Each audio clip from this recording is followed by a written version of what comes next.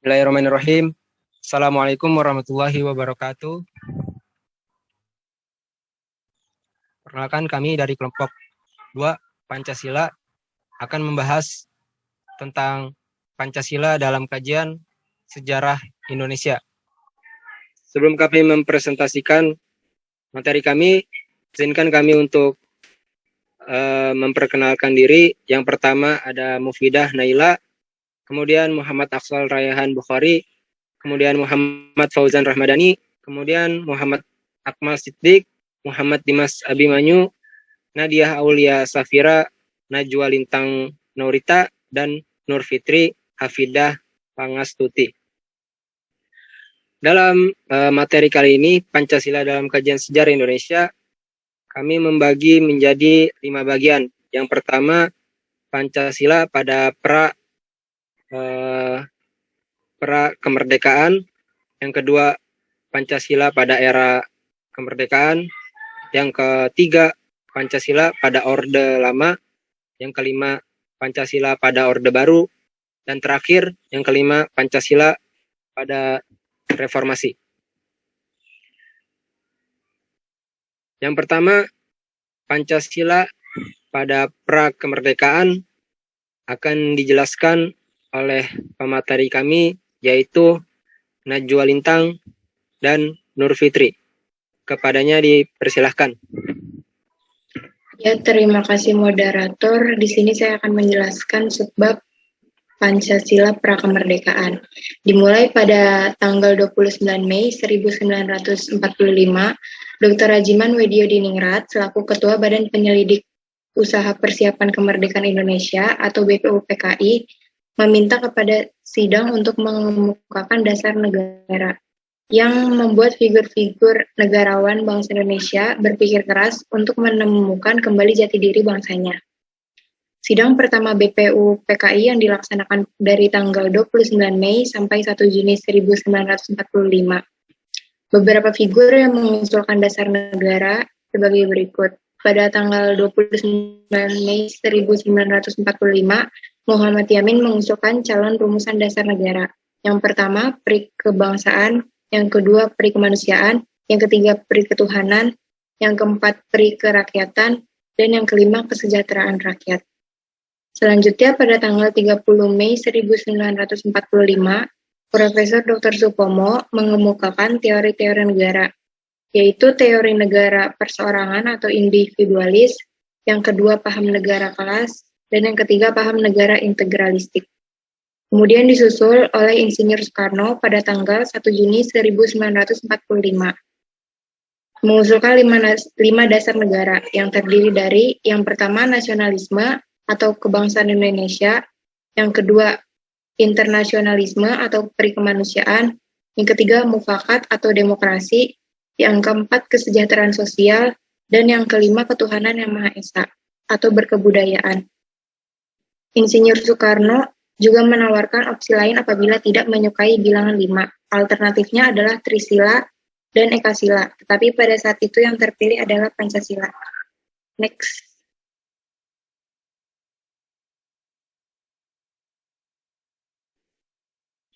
Baik, selanjutnya mengenai Pancasila era pra-kemerdekaan akan disampaikan oleh saya. Selanjutnya itu pada tanggal 22 Juni, Panitia 9 yang beranggotakan Soekarno, Muhammad Hatta, Kiai Haji Wahid Hashim, Abdul Kahar Muzakir, A.A. Maramis, Abi Kusno Cokrosioso, Ahmad Subarjo, dan Haji Agus Salim dan Muhammad Yamin mengadakan rapat yang menghasilkan Jakarta Charter, yang di dalam Jakarta Charter ini termuat rumusan kolektif dasar negara Indonesia. Yang pertama, ketuhanan dengan kewajiban menjalankan syariat Islam bagi para pemeluk-pemeluknya. Yang kedua, kemanusiaan yang adil dan beradab. Yang ketiga, persatuan Indonesia. Yang keempat, kerakyatan yang dipimpin oleh hikmat kebijaksanaan dalam permusyawaratan perwakilan. Dan yang kelima, keadilan sosial bagi seluruh rakyat Indonesia. Nah, setelah dilakukan sidang kedua BPUPKI pada 10-13 Juli 1945, beberapa pihak keberatan dengan sila pertama. Lalu terjadi perdebatan panjang antara nasionalis netral agama dan nasionalis muslim. Sehingga perdebatan itu berakhir dengan kesepakatan mengganti sila pertama menjadi ketuhanan yang Maha Esa. Setelah itu Pancasila pun disahkan pada 18 Agustus 1945.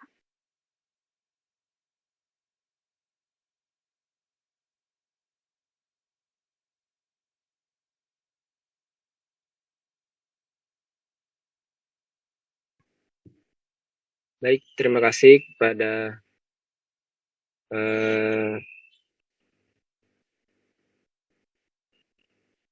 Najwa Lintang dan Nur Fitri atas materinya. Selanjutnya, materi tentang Pancasila era kemerdekaan akan dijelaskan oleh Nadia.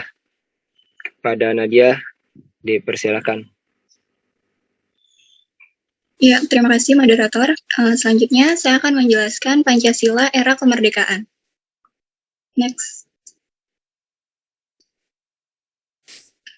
Ketika para pemimpin Indonesia sedang sibuk mempersiapkan kemerdekaan menurut skenario Jepang, secara tiba-tiba terjadi perubahan peta politik dunia yang disebabkan oleh takluknya Jepang terhadap sekutu.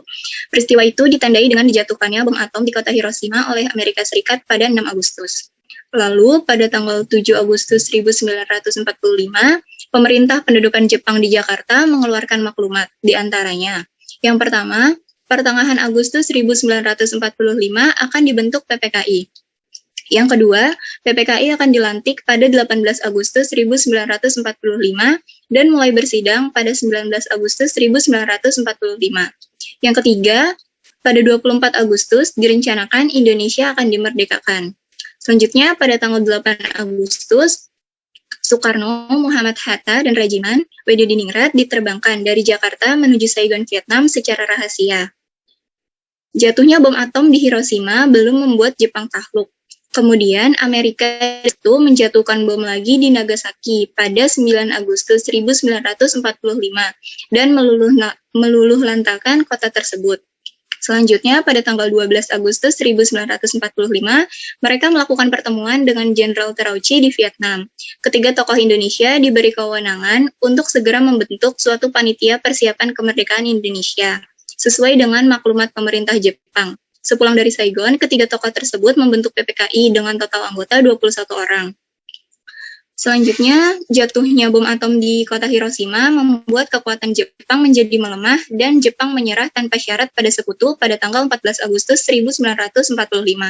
Kekosongan kekuasaan ini membuat para pemimpin nasional dalam PPKI segera mengambil keputusan politis penting, berupa melepaskan diri dari bayang-bayang kekuasaan Jepang dan mempercepat rencana kemerdekaan bangsa Indonesia.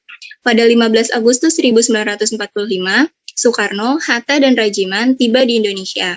Kedatangan mereka disambut oleh golongan muda yang mendesak agar kemerdekaan Indonesia diproklamasikan secepatnya. Perubahan situasi yang cepat itu menimbulkan kesalahpahaman, sehingga terjadilah penculikan Soekarno dan Hatta ke Rengas Dengklok.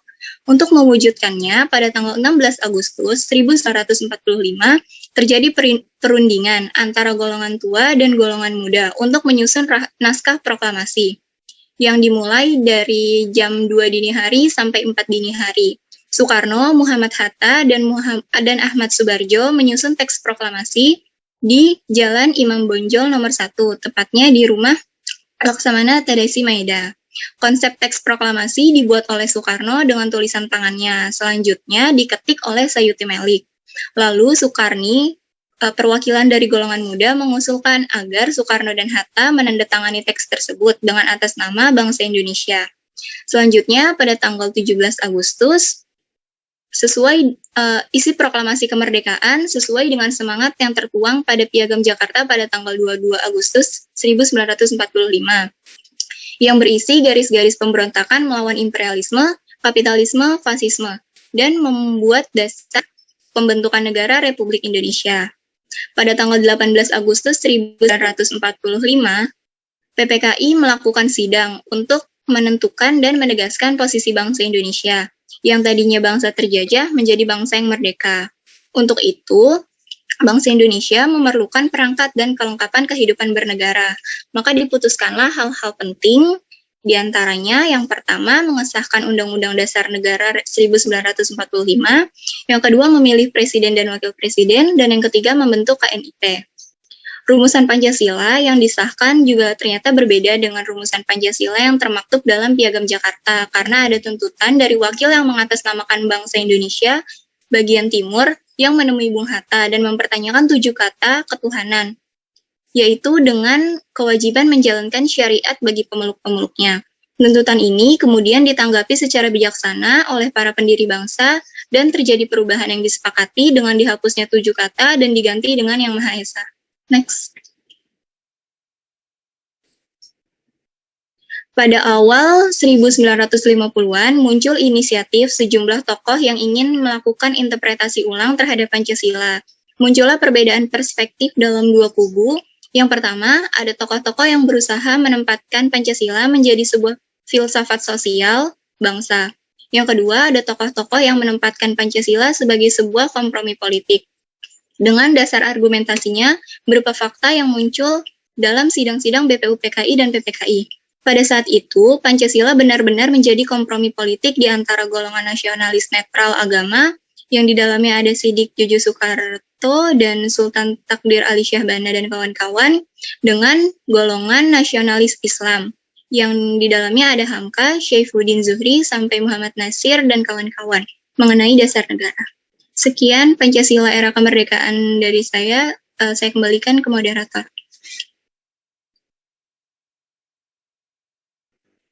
Ya baik, terima kasih kepada Nadia Aulia Safira atas penjelasannya. Kemudian Pancasila era Orde Lama akan dijelaskan oleh Muhammad Akmal Siddiq. Kepada Muhammad Akmal Siddiq dipersilakan. Baik, terima kasih moderator. Pancasila era Orde Lama. Terdapat 3 periode soal penerapan Pancasila pada masa Orde Lama. Pertama, masa setelah kemerdekaan RI pada tahun 1945 sampai 1950. Kedua, masa setelah pengakuan kedaulatan pada 1950 sampai 1959. Dan yang terakhir, masa akhir kepemimpinan Soekarno pada tahun 1959 sampai 1966. Penerapan Pancasila di setiap periodenya pun berbeda-beda. Hal ini disebabkan kondisi sosial budaya yang berada dalam masa peralihan dari masyarakat terjajah menjadi masyarakat merdeka. Slide selanjutnya. Kita akan membahas mulai dari periode yang pertama, yaitu periode setelah kemerdekaan RI. Pada periode ini, banyak sekali tantangan yang harus dihadapi dalam penerapan Pancasila. Mulai dari upaya-upaya menggantikan Pancasila sebagai dasar negara dan pandangan hidup bangsa Indonesia, hingga munculnya berbagai pemberontakan untuk mengganti ideologi. Selain harus menghadapi Belanda di berbagai front pertempuran maupun meja perundingan, masa pemerintahan usai kemerdekaan RI kala itu juga terjadi gejolak internal. Ada rasa ketidakpercayaan dari sejumlah golongan tertentu terhadap pemerintahan Soekarno-Hatta. Pada 1948 misalnya, terjadi aksi di Madiun yang dimotori oleh Musso. Peristiwa ini kerap disebut sebagai pemberontakan PKI Madiun yang terjadi pada 18 September 1948. Peristiwa PKI Madiun melibatkan beberapa partai politik atau organisasi berhaluan kiri kontra pemerintahan Republik Indonesia, pimpinan Soekarno dan Muhammad Hatta. Aksi lainnya dilakukan oleh Sekar Marijan Kartosuwiryo pada 1949 atas nama Darul Islam atau Tentara Islam Indonesia. Di Jawa Barat, pemberontakan ini bertujuan untuk mengganti Pancasila dengan syariat Islam. Slide selanjutnya. Pada periode selanjutnya yaitu periode setelah pengakuan kedaulatan pada tahun 1950 sampai 1959. Setelah melalui rangkaian perundingan dan polemik bersenjata yang dituntaskan dengan konferensi meja bundar, Belanda akhirnya mengakui kedaulatan Indonesia sebagai negara yang merdeka dan berdiri sendiri pada 27 Desember 1949. Menjadi negara yang berdaulat justru membuat pemerintahan Soekarno tidak stabil, lantaran banyak munculnya masalah internal, baik dari kabinet maupun ancaman disintegrasi bangsa. Dalam kurun waktu 9 tahun, yakni 1950 sampai 1959, pemerintahan Indonesia kala itu bernama Republik Indonesia Serikat atau RIS mengalami 7 kali perombakan kabinet. Pada periode ini juga muncul gerakan-gerakan yang mengancam keutuhan negara, seperti pemberontakan Angkatan Perang Ratu Adil atau APRA, Andi Aziz, Republik Maluku Selatan atau RMS, Perjuangan Rakyat Semesta atau Permesta, Pemerintahan Revolusioner Republik Indonesia atau PRRI, pemberontakan DITI di sejumlah daerah, dan lainnya. Pada masa ini pula, militer mulai menjadi faksi yang kuat dalam perpolitikan Indonesia dan berperan besar dalam proses transisi pemerintahan dari Orde Lama ke Orde Baru yang dipimpin oleh Soeharto. Sebenarnya dari segi politik, demokrasi periode ini berjalan lebih baik dengan adanya pemilu untuk memilih anggota konstituante. Namun, konstituante gagal menjalankan tugasnya, hingga Presiden Soekarno mengeluarkan dekret Presiden 5 Juli 1959 yang isinya membubarkan konstituante dan kembali memakai UUD 1945. Slide selanjutnya. Kemudian periode yang terakhir yaitu masa akhir kepemimpinan Soekarno pada 1959 sampai 1966. Periode ini diwarnai dengan sistem demokrasi terpimpin oleh Soekarno. Soekarno mengubah sistem politik Indonesia menjadi demokrasi terpimpin melalui dekret Presiden 5 Juli 1959. Akibatnya, sistem perpolitikan dan pemerintahan negara bertumbuh kepada Presiden. Lewat dekret Presiden 1959 pula, Soekarno membubarkan konstituante. Konstituante adalah Dewan Perwakilan yang bertugas untuk membentuk konstitusi baru negara yakni UUD 1945 yang sebagian masih mengadopsi undang-undang kolonial. Dekret Presiden 1958 mengembalikan konstitusi ke UUD 1945 dan membentuk Majelis Permusyawaratan Rakyat Sementara atau MPRS, serta Dewan Pertimbangan Agung atau DPAS. Demokrasi terpimpin sejatinya merupakan konsep untuk membentuk ulang sistem pemerintahan yang kacau. Dengan menjadikan Presiden sebagai titik sentral pemerintahan, Soekarno berharap dapat mencipta ulang stabilitas politik Indonesia waktu itu. Namun, yang terjadi justru sebaliknya. Pada pelaksanaan demokrasi terpimpin, justru terjadi pelanggaran terhadap UUD 1945 dan pemerintahan cenderung menjadi sentralistik. Hal ini dikarenakan terpusat hanya kepada presiden yang membuat kedudukan presiden sangat kuat dan berkuasa. Terlebih setelah mundurnya Hatta dari posisi wakil presiden sejak 1956, kedudukan Pancasila pada masa Orde Lama kembali terancam dengan terjadinya peristiwa G30 SPKI 1965 yang melibatkan orang-orang PKI dan sebagian militer sebagai pelakunya. Dengan adanya pertentangan yang sangat kuat ditambah carut-marutnya perpolitikan saat itu, maka IR Soekarno pun dilengsarkan sebagai Presiden Indonesia melalui sidang MPRS. Sekian dari saya, terima kasih. Saya kembalikan kepada moderator. Baik, terima kasih kepada Akmal atas penjelasannya. Kemudian materi yang keempat, yaitu Pancasila era Orde Baru, akan dijelaskan oleh Muhammad Aksal dan Mufidah Naila. Kepadanya dipersilahkan. Baik, terima kasih kepada moderator atas kesempatannya. Di sini saya akan menjelaskan tentang Pancasila di era Orde Baru. Pancasila di era Orde Baru memiliki beberapa poin-poin penting. Yang pertama yaitu Pancasila dijadikan sebagai political force di samping sebagai kekuatan ritual. Lalu terjadi penafsiran sepihak terhadap Pancasila oleh rezim Orde Baru melalui program P4. Lalu adanya juga penindasan ideologis sehingga orang-orang yang mempunyai gagasan kreatif dan kritis menjadi takut. Lalu ada juga penindasan secara fisik seperti pembunuhan terhadap orang di Timur Timur, Aceh, Irian Jaya, kasus Tanjung Priok.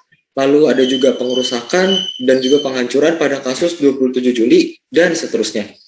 Lalu adanya juga perlakuan diskriminasi oleh negara juga dirasakan oleh masyarakat non-pribumi dan masyarakat yang menjadi golongan minoritas. Mereka merasa diasingkan, bahkan acap kali mereka hanya dijadikan sebagai kambing hitam jika ada masalah, atau diperas secara ekonomi.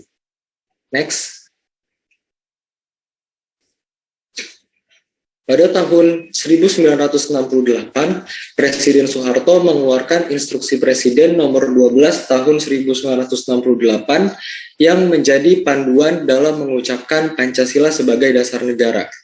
Lalu 10 tahun kemudian, pada tanggal 22 Maret 1978, ditetapkan TAP MPR nomor 2 /MPR /1978 tentang Pedoman Penghayatan dan Pengamalan Pancasila atau yang biasa disebut Eka Prasetya Pancakarsa yang mengandung nilai dan norma-norma, yaitu pada sila pertama, sila ketuhanan yang Maha Esa, mengandung nilai percaya dan takwa kepada Tuhan Yang Maha Esa sesuai dengan agama dan kepercayaan masing-masing menurut dasar kemanusiaan yang adil dan beradab. Lalu ada juga nilai hormat menghormati dan bekerja sama antara pemeluk agama dan penganut-penganut kepercayaan yang berbeda-beda sehingga terbina kerukunan hidup. Lalu ada juga poin atau nilai saling menghormati kebebasan menjalankan ibadah sesuai dengan agama dan kepercayaannya. Lalu yang terakhir, tidak memaksakan suatu agama dan kepercayaan kepada orang lain. Lalu di sila kedua, sila kemanusiaan yang adil dan beradab, mengandung beberapa nilai, yaitu mengakui persamaan derajat, persamaan hak, dan persamaan kewajiban antara sesama manusia. Lalu saling mencintai sesama manusia, mengembangkan sikap tenggang rasa dan teko soliro. Lalu ada juga sikap tidak semena-mena terhadap orang lain, menjunjung tinggi nilai kemanusiaan, gemar melakukan kegiatan kemanusiaan, berani membela kebenaran dan keadilan, dan yang terakhir, bangsa Indonesia merasa dirinya sebagai bagian dari seluruh umat manusia. Karena itu dikembangkan sikap hormat menghormati dan bekerja sama dengan bangsa lain. Next slide. Kemudian pada sila ketiga, sila persatuan Indonesia mengandung nilai yang pertama, menempatkan persatuan, kesatuan, kepentingan, dan keselamatan bangsa dan negara di atas kepentingan pribadi dan golongan. Lalu, nilai rela berkorban untuk kepentingan bangsa dan negara, cinta tanah air dan bangsa, bangga sebagai bangsa Indonesia dan bertanah air Indonesia, dan yang terakhir, memajukan pergaulan demi persatuan dan kesatuan bangsa Indonesia yang berbineka tunggal ika. Sekian yang dapat saya sampaikan. Selanjutnya akan diteruskan oleh Mufidah Naila. Kepada Mufidah Naila, dipersilakan. Baik, saya akan melanjutkan nilai dan norma yang ada di Pancasila. Yang keempat, sila kerakyatan yang dipimpin oleh hikmat kebijaksanaan dalam permusyawaratan perwakilan. Ada yang pertama, mengutamakan kepentingan negara dan masyarakat, tidak memaksakan kehendak pada orang lain, mengutamakan musyawarah dalam mengambil keputusan untuk kepentingan bersama, musyawarah untuk mencapai mufakat diliputi oleh semangat kekeluargaan, dengan itikat baik dan rasa tanggung jawab, menerima dan melaksanakan hasil keputusan musyawarah. Musyawarah dilakukan dengan akal sehat dan sesuai dengan hati nurani yang luhur, dan keputusan yang diambil harus dipertanggungjawabkan secara moral kepada Tuhan Yang Maha Esa, menjunjung tinggi harkat dan martabat manusia, serta nilai-nilai kebenaran dan keadilan. Next. Yang kelima, sila keadilan bagi seluruh rakyat Indonesia. Nilai yang terkandungnya adalah, yang pertama, mengembangkan perbuatan-perbuatan yang luhur dan mencerminkan sikap dan suasana kekeluargaan dan kegotong royongan. Bersikap adil, menjaga keseimbangan antara hak dan kewajiban, menghormati hak-hak orang lain, suka memberi pertolongan kepada orang lain, menjauhi sikap pemerasan terhadap orang lain, tidak bersifat boros, tidak bergaya hidup mewah, tidak melakukan perbuatan yang merugikan kepentingan umum, suka bekerja keras, menghargai hasil karya orang lain, dan yang terakhir bersama-sama mewujudkan kemajuan yang merata dan berkeadilan sosial. Poin-poin yang ada di dalam Pancasila era Orde Baru juga ada nilai-nilai Pancasila yang terdiri atas 36 butir tersebut, kemudian pada tahun 1994 disarikan atau dijabarkan kembali oleh BP7 Pusat menjadi 45 butir P4. Sumber hukum dan tata urutan peraturan perundang-undangan di negara Indonesia diatur dalam Ketetapan MPRS nomor 20/MPRS/1966. Pada 27 Maret 1980 di Pekanbaru, karena kemarahan pemerintah yang sudah tidak bisa dibendung lagi, Soeharto akhirnya bicara pada Rapim ABRI. Pada akhirnya, tanggal 21 Mei 1998, Soeharto lengser. Sekian penjelasan dari saya kembalikan ke moderator. Baik, terima kasih kepada Muhammad Aksal dan Mufidah Naila atas penjelasannya. Kemudian untuk materi selanjutnya, Pancasila Reformasi akan dijelaskan oleh Muhammad Fauzan. Sebentar.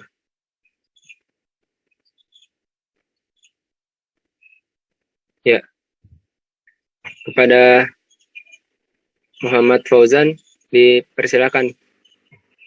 Ya, baik. Terima kasih moderator atas kesempatannya. Di sini saya akan menjelaskan Pancasila di era reformasi. Jadi, Pada saat Orde Baru tumbang, muncul fobia terhadap Pancasila karena Pancasila hampir selalu identik dengan rezim baru, rezim Orde Baru. Nah, jadi pada masa era reformasi, Pancasila itu seolah-olah dikesampingkan.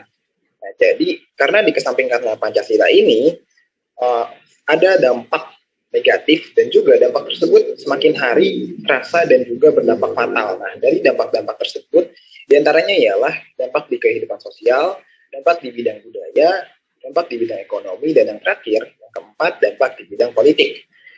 Yang pertama, dampak di kehidupan sosial. Dalam kehidupan sosial, masyarakat kehilangan kendali atas dirinya. Akibatnya, terjadi konflik-konflik horizontal dan vertikal secara masif dan pada akhirnya melemahkan sendi-sendi persatuan dan kesatuan bangsa dan negara Indonesia. Yang kedua, dalam bidang budaya. Dalam bidang budaya, kesadaran masyarakat atas keluhuran budaya bangsa mulai luntur, yang pada akhirnya terjadi disorientasi kepribadian bangsa yang diikuti dengan rusaknya moral generasi muda. Yang ketiga, dampak di bidang ekonomi. Terjadi ketimpangan-ketimpangan di berbagai sektor dan diperparah juga dengan cengkraman modal asing dalam perekonomian Indonesia. Yang keempat, dampak di bidang politik. Terjadi disorientasi politik kebangsaan. Seluruh aktivitas politik seolah-olah hanya tertuju pada kepentingan kelompok dan golongan. Next.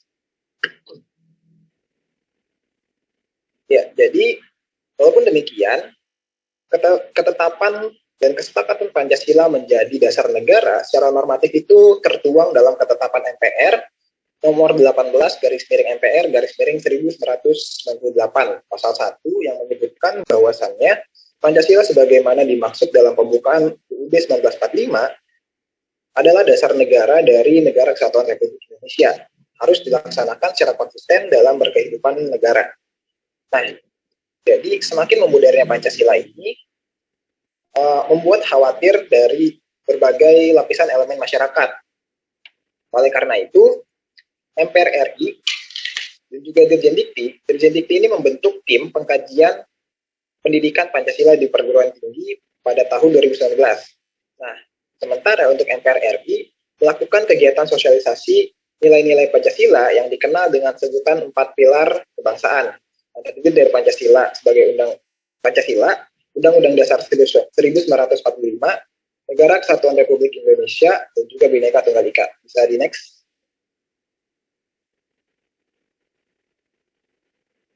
Nah, akan tetapi, 4 pilar kebangsaan yang dibuat oleh MPR RI ini, menurut Kailan, itu mengandung yang pertama, linguistic mistake, yang kedua, tidak mengacu pada realitas empiris, dan yang ketiga, terdapat kesalahan kategori.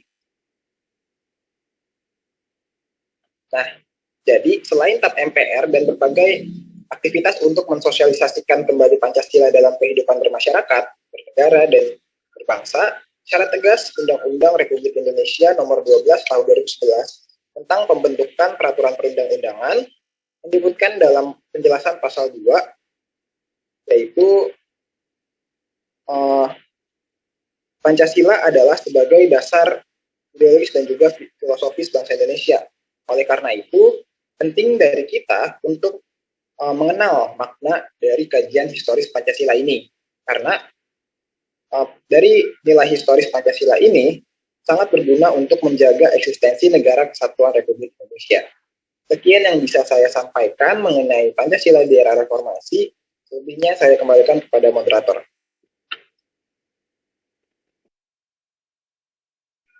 Baik, terima kasih kepada Muhammad Fauzan atas penjelasannya. Terakhir,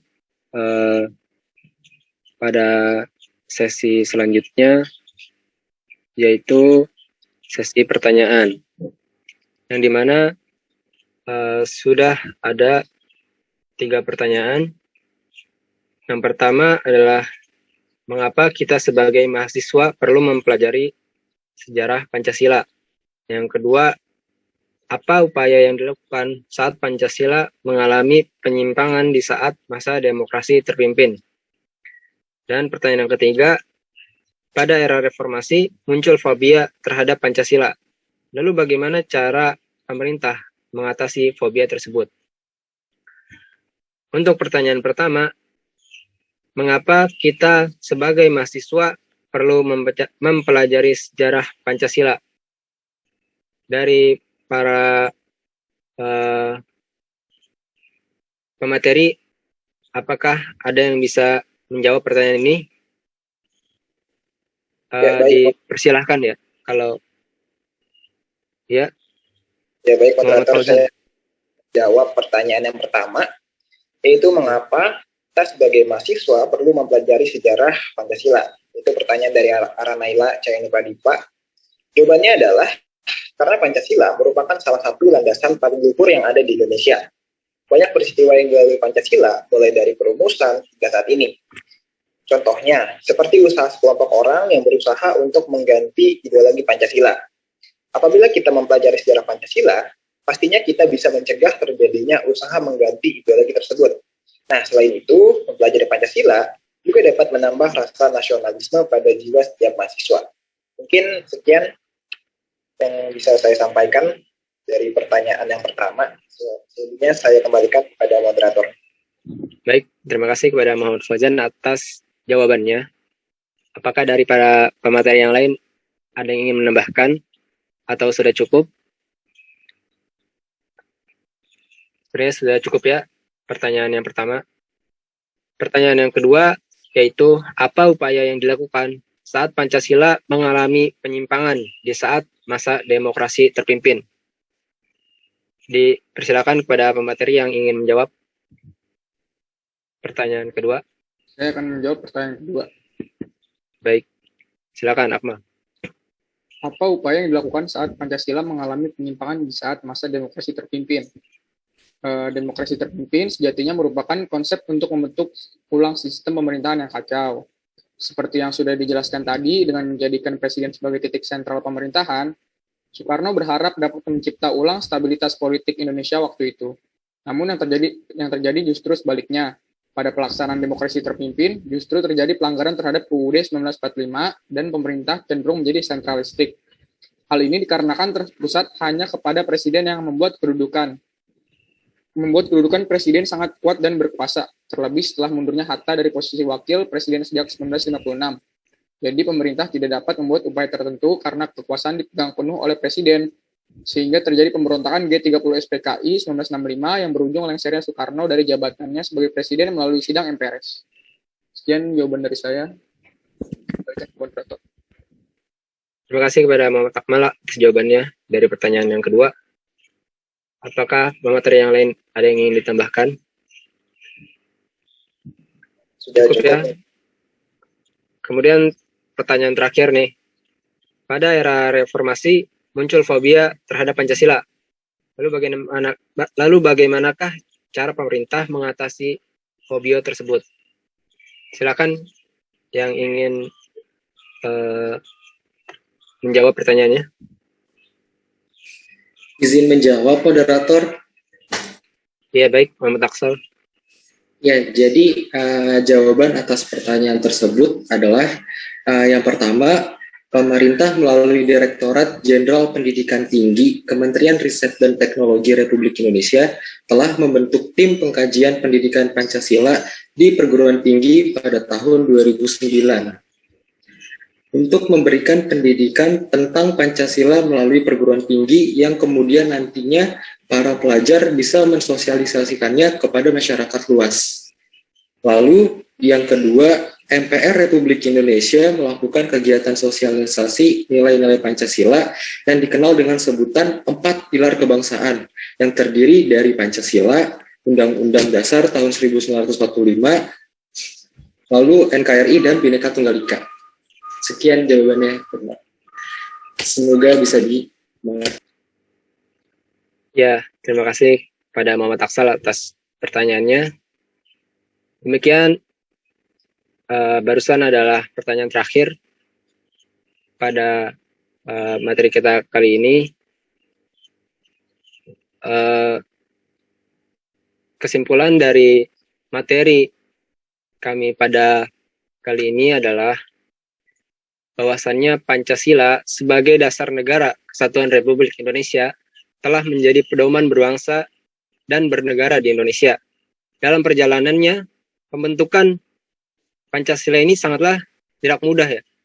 mulai pada era kemerdekaan,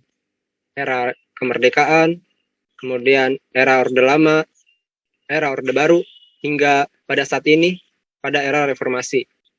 Perjalanan yang panjang itu telah menjadikan pelajaran bagi bangsa Indonesia bahwa Pancasila sebagai dasar negaranya adalah keputusan yang tepat.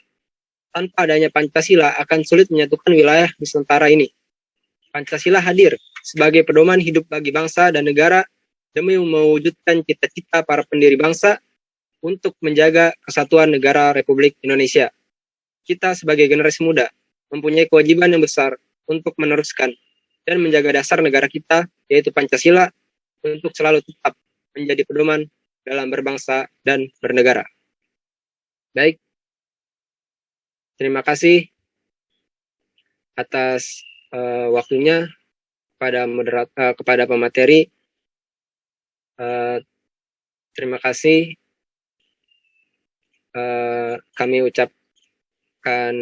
Kami mengundurkan diri.